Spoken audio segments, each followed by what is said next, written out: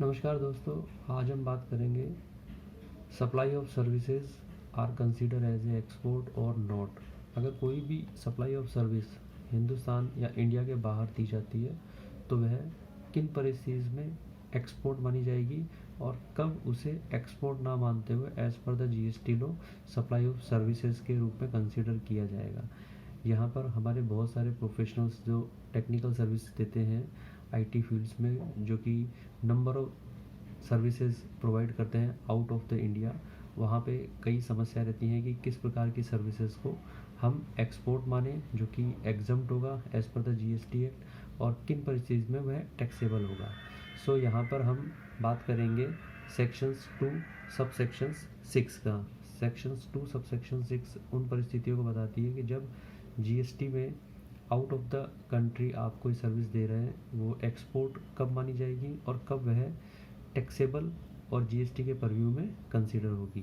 यहाँ पर sections 2 sub section 6 आपको ये बताता है कि सर्विसेज सप्लाई करते समय जो सर्विस का सप्लायर है वह भारत में स्थित होना चाहिए और जो सर्विस का रिसिपिएंट है वह भारत के बाहर होना चाहिए। इट मीन्स सप्लायर और रिसीवर दोनों दो डिफरेंट कंट्री होनी चाहिए और सप्लाई जो दी जा रही है वो आउट ऑफ द कंट्री दी जानी चाहिए।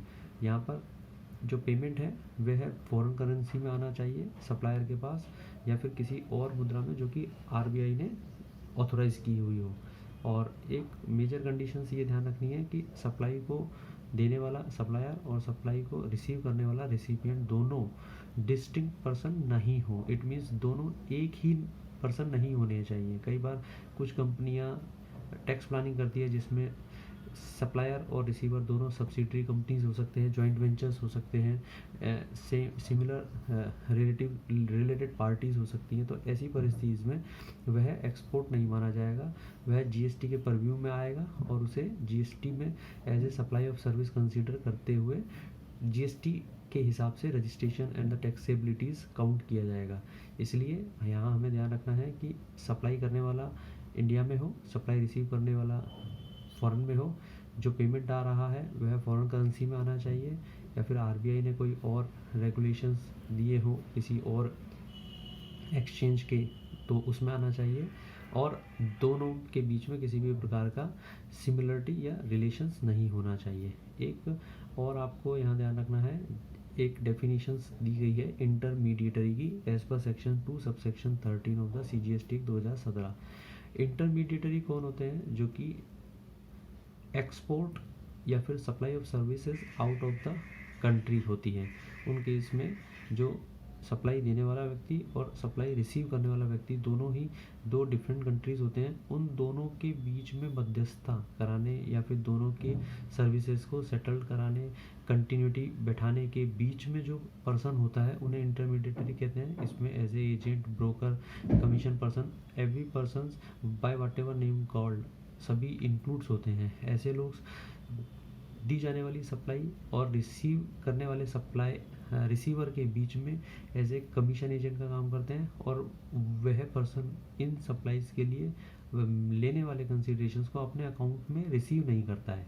सो इट मीन्स ए अगर इंडिया में सप्लाई कर रहा है बी को जो कि फॉरेन कंट्रीज़ में है, तो ए और बी के मध्य में डायरेक्ट ट्रांजेक्शन्स होने चाहिए, डायरेक्ट इन्वॉइसिंग होनी चाहिए। जो पर्सन सी है जो कि इस पूरी डील को अगर मेंटेन कर रहा है, इस सर्विसेज को मेंटेन कर रहा है और किसी भी प्रकार की कोई हेल्प कर रहा है जिसके लिए वह बी से जो कि out of the India charge करता है, तो वह सेपरेट इन्वॉइस के थ्रू सेपरेट अपना रेम्यूनरेशन ले रहा है जो कि इंटरमीडिएटरी के रूप में काउंट होता है। ऐसे इंटरमीडिएटरी भी out of the services consider किए जाते हैं। इट मीन्स इन्हें भी एज ए एक्सपोर्ट ही काउंट किया जाएगा। लेकिन ऐसे इंटरमीडिएटरी अगर उस सप्लाई ऑफ सर्विस जो कि आउट ऑफ द कंट्री दी जा रही है उसके बीच में होने वाले ट्रांजेक्शन्स पर कंसीडरेशन अपने अकाउंट में ले लेते हैं या फिर किसी प्रकार की इन्वॉइसिंग अपने नाम से ले लेते हैं, तो वह प्रिंसिपल टू प्रिंसिपल कंसीडर हो जाते हैं और उन्हें एज ए इंटरमीडिएटरी कंसीडर नहीं किया जाता। इसलिए इंटरमीडिएटरी एक सेपरेट टर्म है जो कि होने वाले out of the nation transactions में इंक्लूड नहीं होते। वह एज ए कमीशन एजेंट के रूप में काम करते हैं जिसके लिए वो सेपरेट अपने इन्वॉइसिंग चार्ज करते हैं।